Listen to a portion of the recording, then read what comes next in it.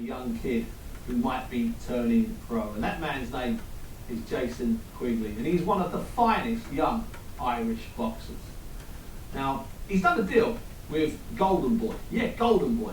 Now, Jason Quigley, last year in Minsk, in Belarus, he went and he won a gold medal, European gold medal. Now, they're rare things, European gold medals. A few months later, he went out to Almaty and he managed to get to the final of the World Amateur Championships.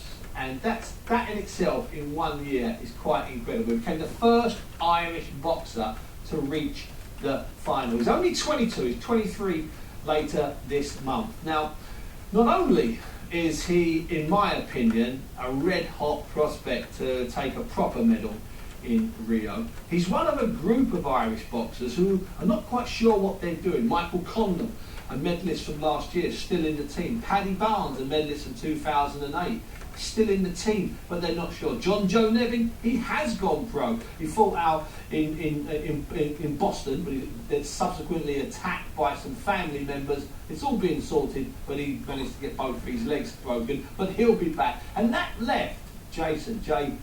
Quigley. Anyway, somehow he's done a deal with Golden Boy. I'm delighted for him. Okay, so I spoke to him earlier, I had to speak to him earlier out in Donegal, and the first question I asked him was, did he reach out to Oscar De La Hoya and Golden Boy, or did Golden Boy reach out to him?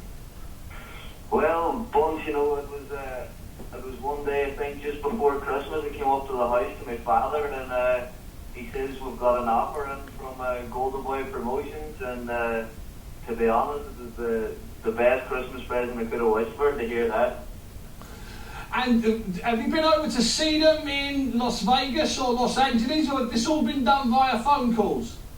No, me and my father went over to LA and we went to the Golden Boy offices and we met and sat down with Oscar De La Hoya himself and Eric Gomez and made the deal happen.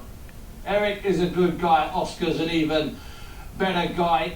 Now, of course, this means that you won't be pushing for Rio. Was it a hard decision for you to make, Jason? Because you won a European gold last year, a world silver. You're arguably, along with Paddy Barnes, the highest profile boxers in Ireland. Was it a hard decision to turn your back on the vest? Well, to be honest, Bunce, I worked hard as an amateur. I put everything in to everything I'd done as an amateur. I wore the vest proudly. I went and made history wearing an Irish vest at the World Championships by becoming the first ever boxer to reach the World Final from Ireland. And to be honest, once I achieved that, it was really the professional side of the sport that always was deep down inside me, and it was always a childhood dream to become a world professional champion. And it was a no-brainer in the end up when especially Golden Boy gave me an offer. Did you go into a gym and actually work out in front of Oscar? Did he want to see what he was paying for? No, we went over on a training camp to LA because I was there before with the LA Matadors, and that's where I went back to train for a training camp to get back into things. And of course, then Oscar and everybody knew we were over, and we got in touch with everybody, and we just met up. There was no Oscar didn't come to a gym. I think he heard and seen everything that he wanted. I'm sure he had. Now, what about the debut? Would it be on something spectacular? I mean, is there a chance of that? Well, to be honest, folks, I just got a word an hour ago, and you're the first people to hear it now that I got the best news ever. I'm making my pro debut on the undercard of Canelo and Lara and the MGM Grand on the 12th of July. No way. Absolutely, I couldn't believe it. I'm absolutely delighted and buzzing with that. So yeah. Do you know what the atmosphere is going to be like in there when all the Mexicans get behind Alvarez? They're going to love you. Well, that's the plan. That's the plan, bud.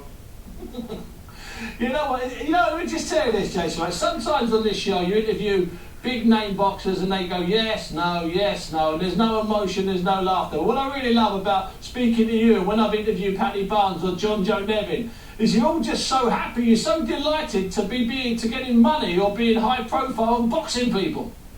Oh well, that's it. We love what we do and we enjoy what we do, and sure, if you don't do that, there's no point in getting into them roasts because it wouldn't be the best place to be if you weren't enjoying it. And listen, Jason, it's an absolute pleasure. Give my best to your dad for me. And do me a favour, Jason, every 6 months or so, can we check in with you? Can just get a running update?